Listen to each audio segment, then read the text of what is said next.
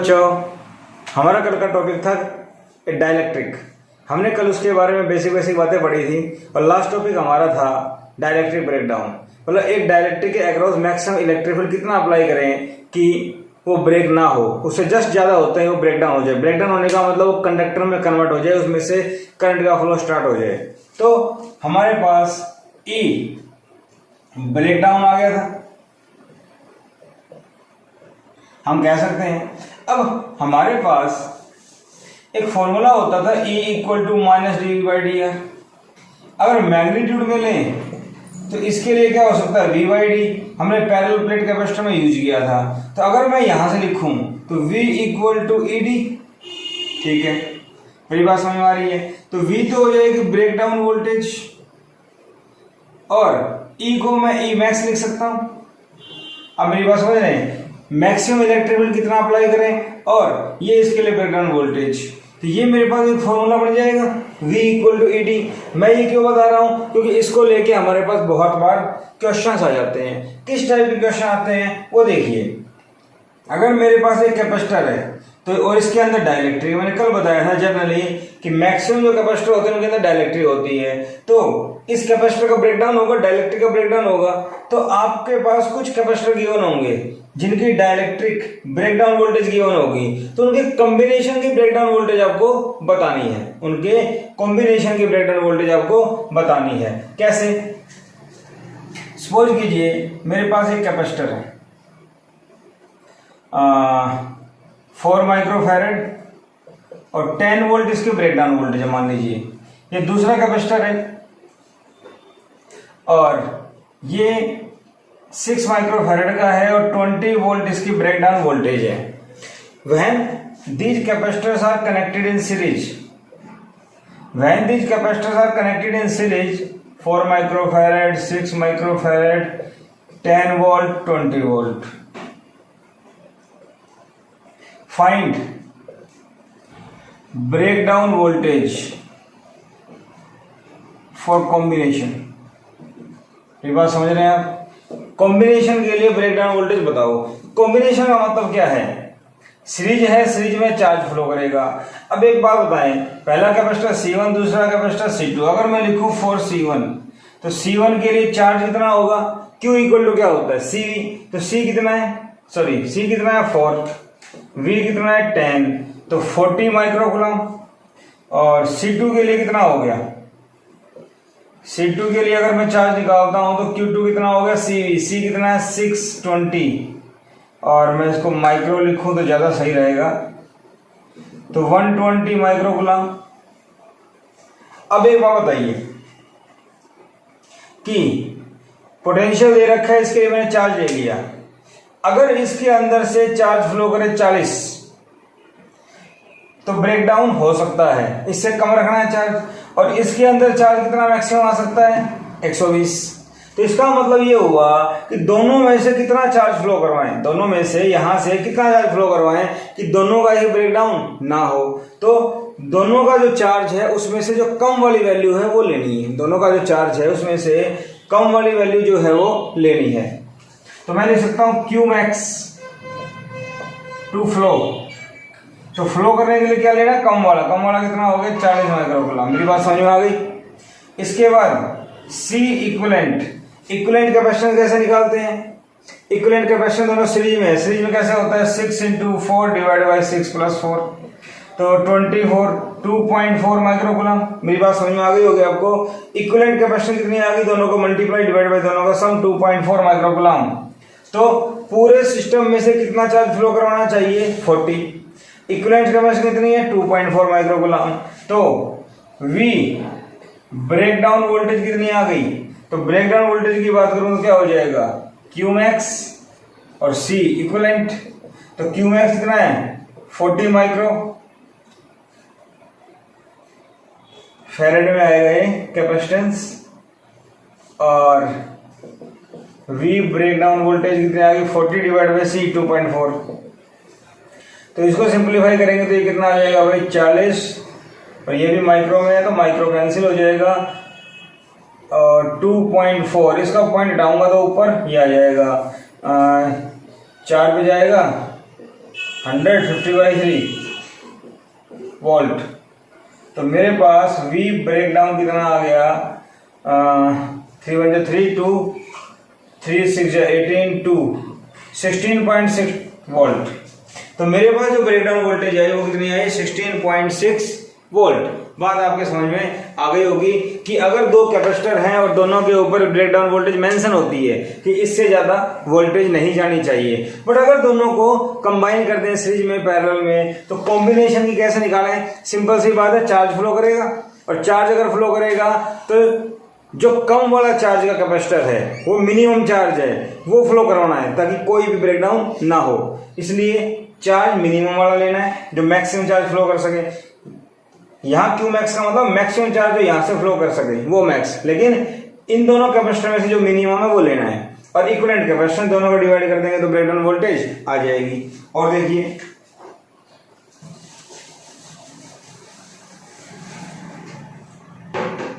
Suppose कीजिए मैं 3 capacitor लेता हूं, 1 2 3। मान लीजिए 2 माइक्रोफैरड है, 3 माइक्रोफैरड या 2 4 और 8 माइक्रोफैरड, ये ले लिया।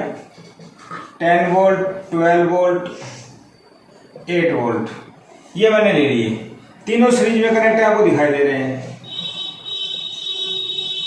Find breakdown voltage of system. इस कॉम्बिनेशन की ब्रेकडाउन वोल्टेज आपको बतानी, तो क्या करना है, सबसे पहले सबका चार्ज लिखो। ये C1 है, ये C2 है, ये C3 है, तो इसका चार्ज Q1 होगा, इसका Q2 होगा, इसका Q3 होगा, तो सबका चार्ज लिख लो। Q1 कितना आया, Q = CV 20 माइक्रोकुलाम। Q2 कितना होगा 48 माइक्रोकुलाम। Q3 कितना होगा 64 माइक्रोकुलाम। तो कम कौन सा है, ये, तो यही लेना है। तो Q मैक्स कितना आ गया जो फ्लो करेगा 20 माइक्रोकुलाम। बात समझ में आ गई। अब हमें क्या चाहिए, इक्विवेलेंट कैपेसिटेंस। तो 1/C इक्विवेलेंट Q, क्योंकि तीनों सीरीज में तो उल्टा करके ऐड करेंगे, तो 1/2 प्लस 1/4 प्लस 1/8। अब कैसे करें, बेस मतलब एलसीएम 8 आएगा, इसको 4 से मल्टीप्लाई, इसको 2 से मल्टीप्लाई कर दें, ऐसे सारा 8 हो गया। तो ये कितना आ गया 4 2 6 7/8। तो C इक्विवेलेंट कितना आ गया 8/7 माइक्रोफैरड। बाकी आप एलसीएम ले सकते हैं, ये एक शॉर्टकट था। अच्छा, अब आपसे कोई पूछे भाई V ब्रेकडाउन बताओ, तो Q max to flow divide by C equivalent. Q max कितना आया 20 माइक्रोकुलाम, ये आया 8/7 माइक्रोफैरड, ये कैंसिल, और ये आ जाएगा यहाँ पे 20 × 7/8 35/2 17.5 वोल्ट। तो आपके पास जो ब्रेकडाउन वोल्टेज आई वो कितनी आई 17.5 वोल्ट। ब्रेकडाउन वोल्टेज जो आपके पास आई वो कितनी आ गई 17.5। तो हमारा आंसर क्या आ गया, ब्रेकडाउन = 17.5 वोल्ट। तो मेरे ख्याल से इस टाइप से सवाल आ जाए तो हम लोग कर सकते हैं। ठीक है, कर लेंगे, कोई परेशानी नहीं किसी टाइप की। इसी टाइप से पैरेलल में आ जाए, इसी टाइप से मान लीजिए 2 कैपेसिटर पैरेलल में आ जाए तो दोनों का निकाल लीजिए, और दोनों में से जो कम होगा वो लेना है आपको। सेम मेथड है, ट्राई कीजिए। इसके बाद और आगे बढ़े तो हमने पढ़ा था हमारे पास एक पैरेलल प्लेट कैपेसिटर है। कैपेसिटेंस क्या होती है, ε/d। अगर कंप्लीट को एक डाइलेक्ट्रिक से भर दिया जाए तो कैपेसिटेंस k टाइम्स हो जाती है। क्वेश्चन ये आता है कि कंप्लीट कैपेसिटर को डाइलेक्ट्रिक से भरने के बजाय इसके कुछ पोर्शन को डिफरेंट डाइलेक्ट्रिक कांस्टेंट की डाइलेक्ट्रिक से फिलअप कर दिया जाए तो इक्विवेलेंट कैपेसिटेंस कैसे निकलेगा। अगर उसकी बात की जाए तो हम लोग क्या करेंगे, देखो ये भी काफी इजी है और इस टाइप के क्वेश्चन आ जाते हैं। सपोज कीजिए मेरे पास एक कैपेसिटर है, इस कैपेसिटर को मैंने इस टाइप से K1 और K2 दो डाइलेक्ट्रिक ले ली और इससे फिलअप कर दिया। ये पॉइंट A, ये पॉइंट B, दोनों का सेपरेशन D, और प्लेट एरिया समझते हैं आप लोग, तो एरिया क्या हो जाएगा A। तो प्लेट्स का एरिया ए रहेगा, सेपरेशन क्या रहेगा डी। समझ गए आप मेरी बात? तो समझाने के लिए बनाया, अदरवाइज जरूरत नहीं है इसकी। प्लेट एरिया ए, ठीक है भाई। अब क्वेश्चन ये आता है कि ये एक कंडक्टर, ये भी एक कंडक्टर, ये डाइलेक्ट्रिक, ये एक बीच में बाउंड्री, इस बाउंड्री में यहां से यहां तक कितनी, जो डाइलेक्ट्रिक कांस्टेंट है वो K1 है, यहां से यहां तक कितना है K2, ठीक है भाई।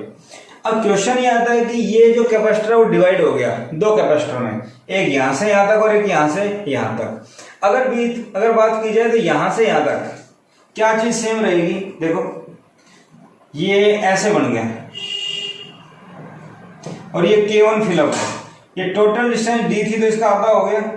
क्या प्लेट एरिया चेंज हुआ? नो, प्लेट एरिया यहां से यहां तक सेम है। तो आप क्या देख पा रहे हैं कि जब कैपेसिटर इस टाइप से हो, एक कंडक्टर ये बीच में ब्रेक आ गया, तो ये कैसा दिखाई दे रहा है कॉम्बिनेशन? पहले तो ये बताओ, क्या ये आपको ऐसा दिखाई दे रहा है कि ये कंडक्टर बीच में ये डिवाइड हो गया और दूसरा ऐसे आ गया? तो आपको क्या दिखाई दे रहा है? एक पॉइंट से दूसरे पॉइंट में जब जा रहे हैं तो दोनों इस टाइप से डिवाइड हो गए, तो इसको क्या बोलते हैं? Series combination. क्या बोलते हैं इसको? Series combination. तो जब ऐसे बीच में डाइलेक्ट्रिक आए तो दोनों सीरीज में डिवाइड हो गए। समझ पा रहे हैं आप? एक कैपेसिटर दो कैपेसिटर दोनों इस टाइप से, ये C1 ये C2, ठीक है भाई। और जब सीरीज में होते हैं तो एरिया सेम रहेगा और D डिवाइड होगा, वो आपको देख के पता लग जाएगा। तो C1 की वैल्यू क्या आने वाली है? एप्सिलॉन नॉट, एरिया सेम है, D की जगह D/2 और K की जगह K1 और 2K1 epsilon not A/D। I think समझ में आ गया होगा। C2 की अगर बात करें इसकी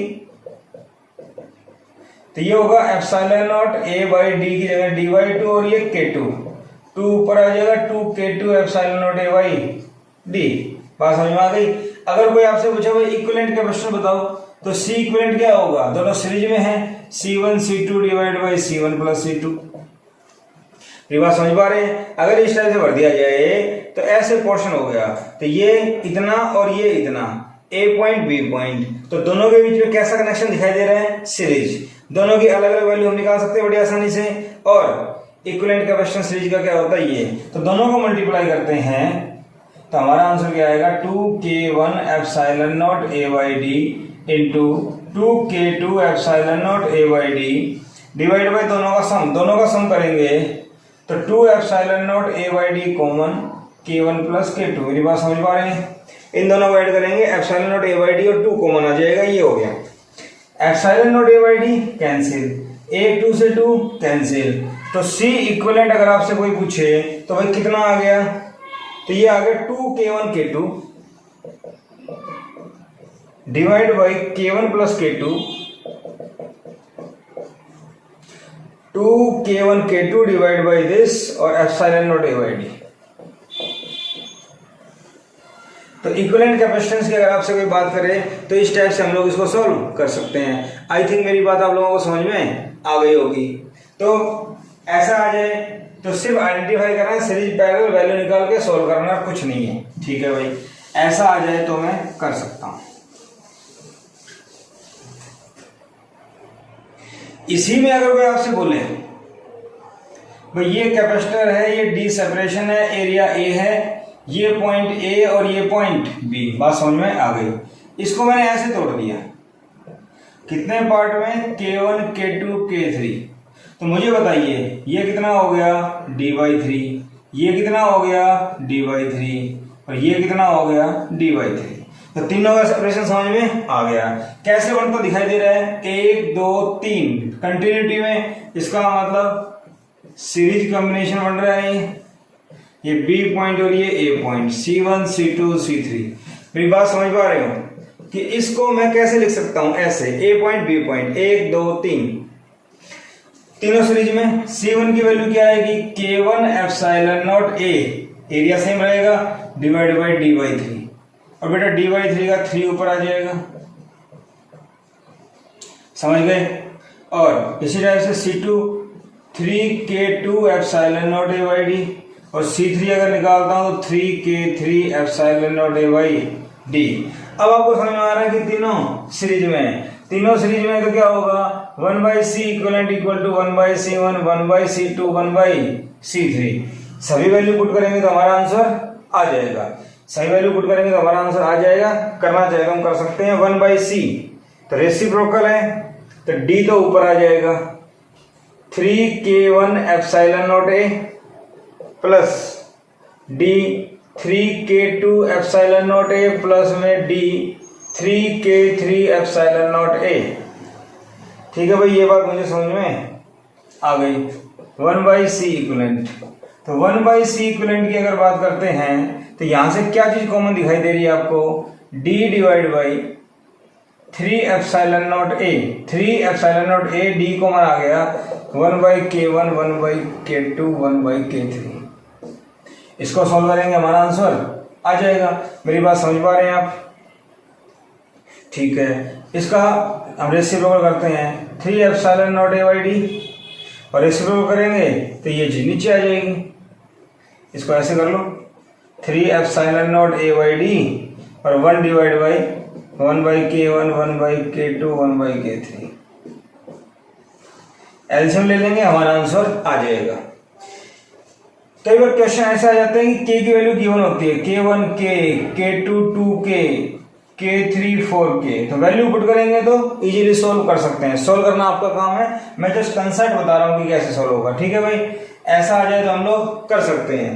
तो सीरीज में कैपेसिटर को डायरेक्ट्रिक से डिवाइड ऐसे करेंगे। ठीक है,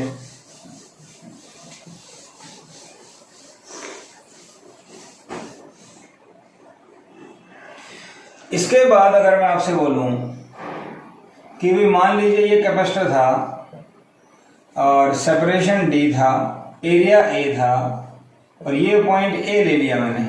ठीक है, इसको मैंने इस टाइप से डिवाइड कर दिया, इसको मैंने इस टाइप से डिवाइड कर दिया k1 k2।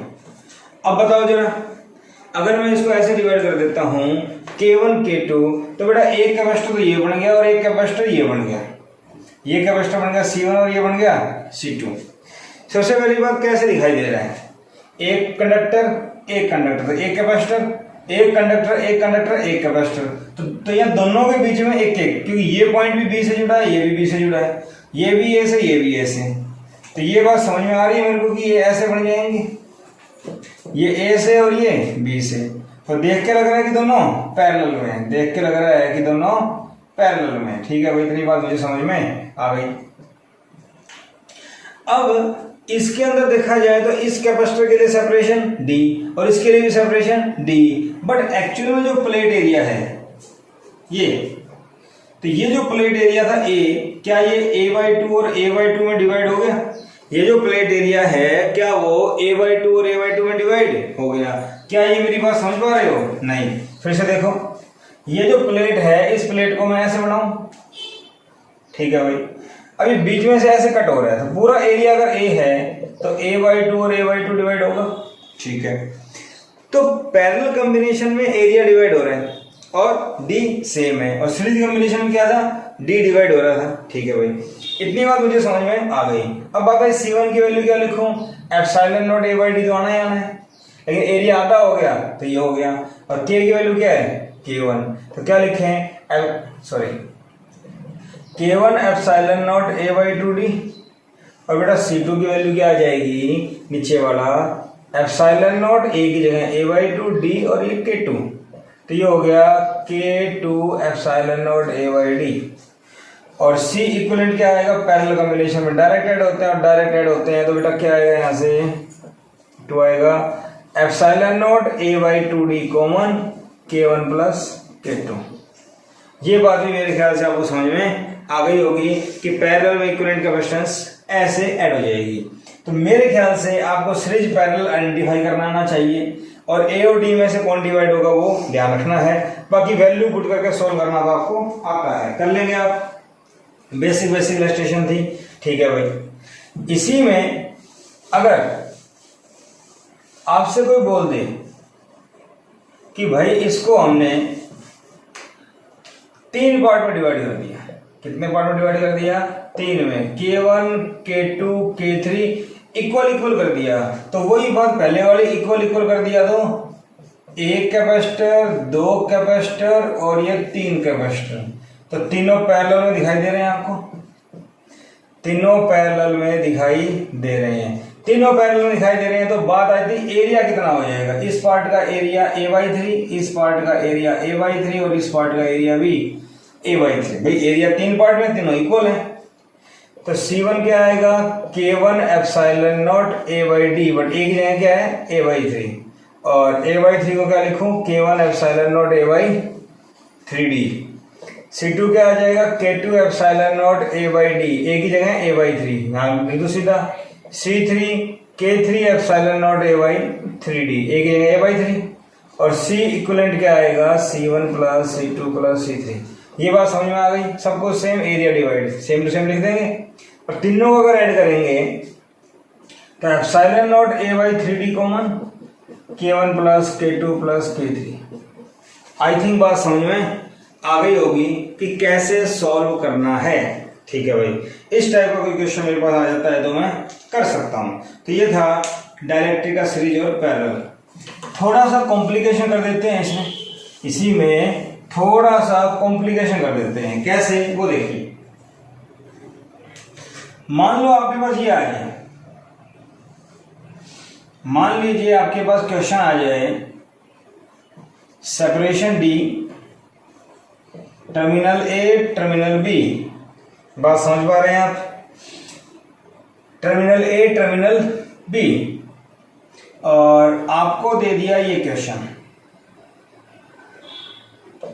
K1 K2 और K3। तो इस क्वेश्चन को सॉल्व करना है equivalent capacitance. Find C equivalent. ये मेरे पास क्वेश्चन आ गया फाइंड C इक्विवेलेंट। तो इस क्वेश्चन में क्या करेंगे, इस क्वेश्चन में आप लोग क्या करेंगे, देखो ये दोनों अगर हम देखें, ये पॉइंट A, इस पॉइंट के लिए 1 2 3, बात समझ आ रही है। A पॉइंट, ये एक कैपेसिटर, ये एक कैपेसिटर आपस में जुड़े हुए हैं, पैरेलल में हो गए, इसके साथ ये सीरीज में हो गया। तो C1 C2 C3 क्या ऐसा हो जाएगा, और ये K1 है, ये K2 है और ये K3 है। क्या हम इसको इस तरह से जोड़ सकते हैं अगर हम सोचें तो? ठीक है।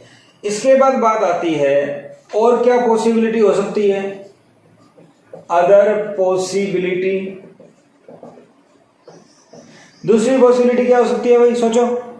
दूसरी पॉसिबिलिटी और क्या हो सकती है? दूसरी पॉसिबिलिटी ये हो सकती है कि इसको तोड़ दो, ये भी K3 और ये भी K3, तो इन दोनों को सीरीज में A पॉइंट,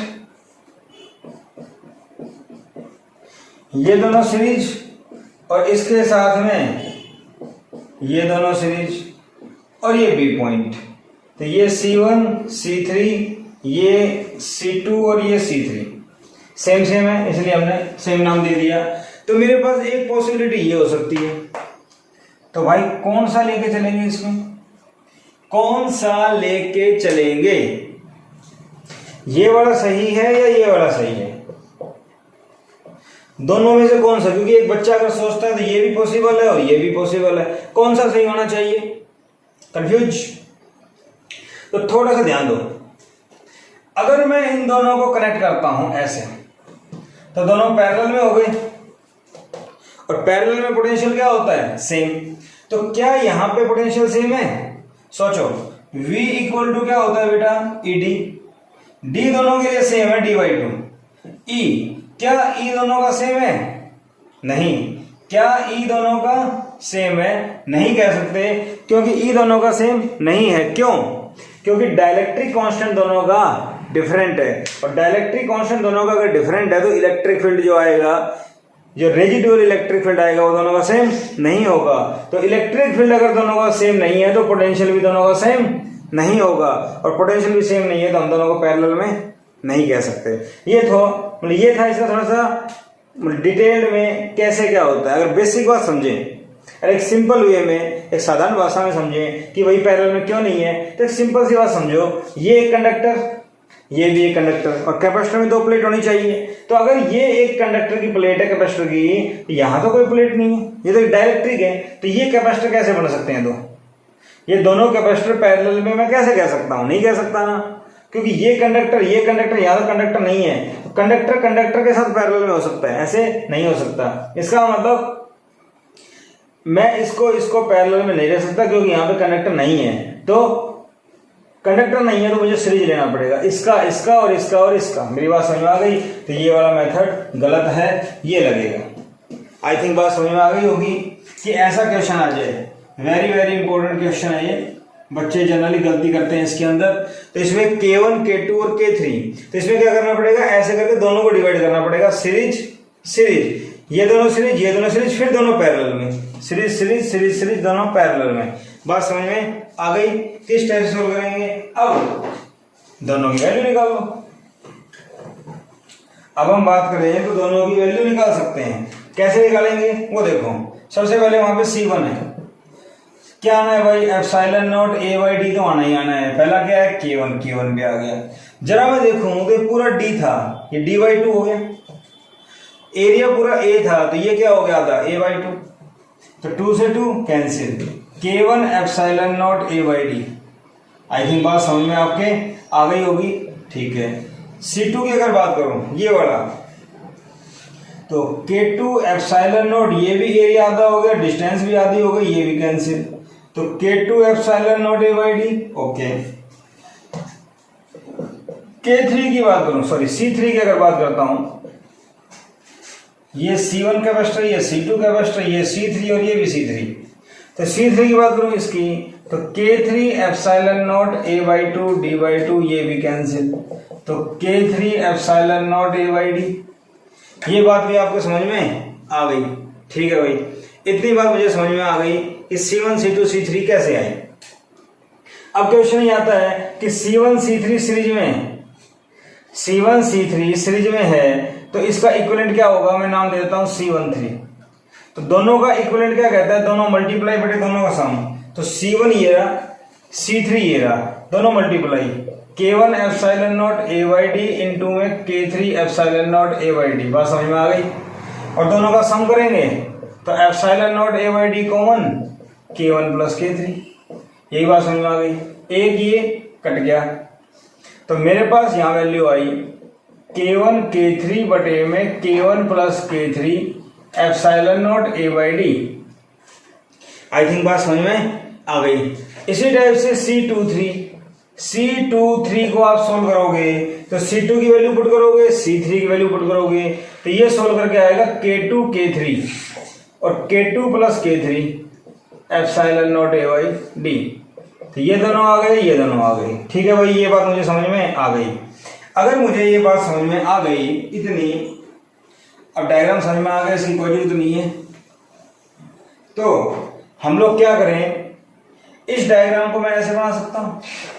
अब दोनों पैरेलल में हो गए, B point A point, C13 C23। अब दोनों पैरेलल में हैं तो डायरेक्ट ऐड होंगे, तो C इक्विवेलेंट क्या आएगा? C इक्विवेलेंट आएगा C13 प्लस में C23। आगे बात समझ में? दोनों को ऐड कर दो। दोनों को ऐड करेंगे तो मेरे पास क्या आ रहा है भाई? K1 K3 divide by K1 plus K3 epsilon not A/D plus K2 K3 divide by K2 plus K3 epsilon not A/D। ये दोनों को हमने ऐड कर दिया, तो यहां से अगर देखें तो C इक्विवेलेंट आ गया epsilon not A/D common K1 K3 divide by K1 plus K3 plus K2 K3 divide by K2 plus K3।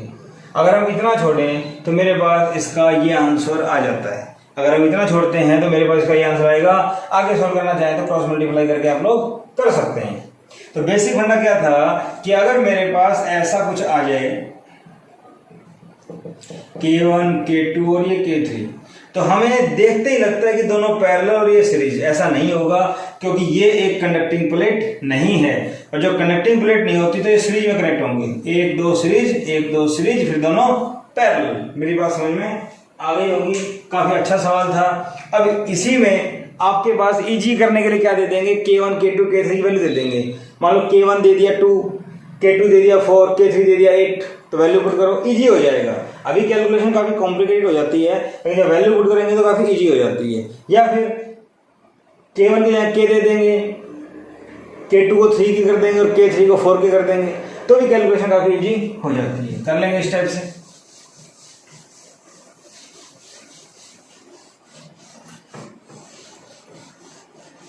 ठीक है भाई, हम लोगों को ये बात समझ में आ गई। और देखो, अगर मैं क्वेश्चन लेता हूं, मान लीजिए मैं क्वेश्चन ये ले लेता हूं इस बार, इसको ऐसे किया और इसको ऐसे, K1, K2 और K3, सेपरेशन लिया D, ये पॉइंट A, ये पॉइंट B और area of the plate A मान लेते हैं। तो इसमें आपको अगर इक्विवेलेंट कैपेसिटेंस निकालनी है, तो इसमें अगर आपको इक्विवेलेंट कैपेसिटेंस निकालनी है तो आप लोग क्या करेंगे, फिर सोचो जरा कि इस क्वेश्चन में क्या है भाई, कुछ लफड़ा है या डायरेक्ट हो जाएगा। मतलब ये क्वेश्चन इजी है या पहले वाली तरह से ट्रिकी है, सोचो क्या सोचें भाई। अगर यहाँ पे कुछ होता तो पैरेलल हो नहीं सकते, पैरेलल तो हो ही नहीं सकते। इसका मतलब ये दोनों सीरीज और इन दोनों के सीरीज के साथ ये तो एक ही है, ये तो सिंपल है भाई। ये दोनों सीरीज और इसके साथ ये पैरेलल, तो इसको मैं कैसे बना सकता हूं, ये ए पॉइंट, ये 1 2 सीरीज और इसके साथ भाई साहब ये पैरेलल। ठीक है भाई, बात समझ में आ गई। ये C1, ये C2 और ये C3, इसमें K1 है, इसमें K2 है और इसमें K3, बात समझ में आ गई। तो बेटा बताओ, समझदार हो सारे, C1 की वैल्यू क्या हो गई, एप्सिलॉन नॉट A/D तो आएगा ही आएगा। अच्छा, D सेम रहेगा, डिवाइड होगा, हाफ है D/2। एरिया भी पूरा A होता है, ये हाफ है, 2 से 2 कैंसिल, एप्सिलॉन नॉट A/D। ठीक है क्या, ये नहीं, K1 भी आएगा। तो C1 की वैल्यू आ गई है। अगर कोई आपसे पूछे C2 बताओ, तो C2 में भी K2 एप्सिलॉन नॉट A/D, ये भी डिवाइड बाई 2 आएगा दोनों में, या दोनों का 2 कैंसिल, तो ये आ गया K2 एप्सिलॉन नॉट A/D। भाई बहुत अच्छी बात समझ में आ गई। C1 C2, C3 की बात करें तो C3 बताओ, एप्सिलॉन नॉट A/D तो आएगा, K3 भी आएगा।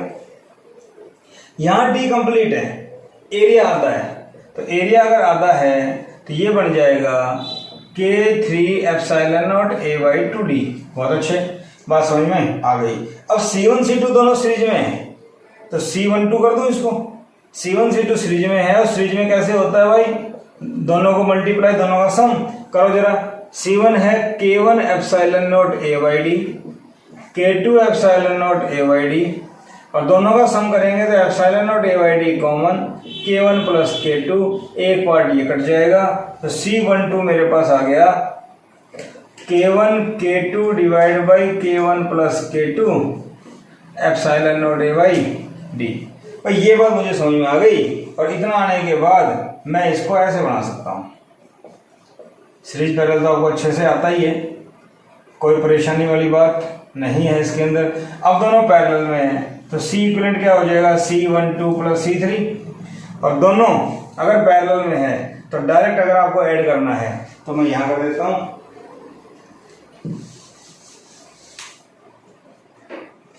डायरेक्ट अगर आपको ऐड करना है तो आप क्या करेंगे, C इक्विवेलेंट, C12 कितना आया, K1 K2 divide by K1 plus K2 epsilon not A/D plus में एप्सिलॉन नॉट A/D इंटू में C3, ये 2D था और ये K3 था। ठीक है भाई, अब यहां से एप्सिलॉन नॉट A/D कॉमन आ जाएगा, K1 K2 divide by K1 plus K2 plus K3/2। अगर ये आप सिंप्लीफाई करते हैं तो आपका आंसर ये आ जाता है। अब आपको इतनी बड़ी कैलकुलेशन करनी पड़ जाएगी अगर ऐसा आ जाए तो, लेकिन अगर K2 K3 के आ जाए तो यहीं पे सॉल्व कर लेंगे, काफ़ी इजी हो जाएगा। मैं आपको जस्ट मेथड सिखा रहा हूँ कि ऐसा कुछ आ जाए तो हम लोग क्या करेंगे। तो ऐसा कुछ आ जाए तो हम लोग इस तरीके से इसको एडजस्ट करेंगे और सॉल्व करेंगे। मेरे ख्याल से बात समझ में आ गई होगी आप लोगों को। अब इसके ऊपर कैसे भी घुमा के क्वेश्चन आ जाते हैं, आप लोग कर सकते हैं। अब इसके ऊपर कैसा भी क्वेश्चन आ जाए आप लोग कर सकते हैं। जैसे मैं आपको क्वेश्चन देता हूँ असाइनमेंट के तौर पे, मैंने मान लो ये दे दिया K 2K 3K 4K D plate area A, C equivalent निकालो। और ले लो एक क्वेश्चन, मैंने आपको ये दे दिया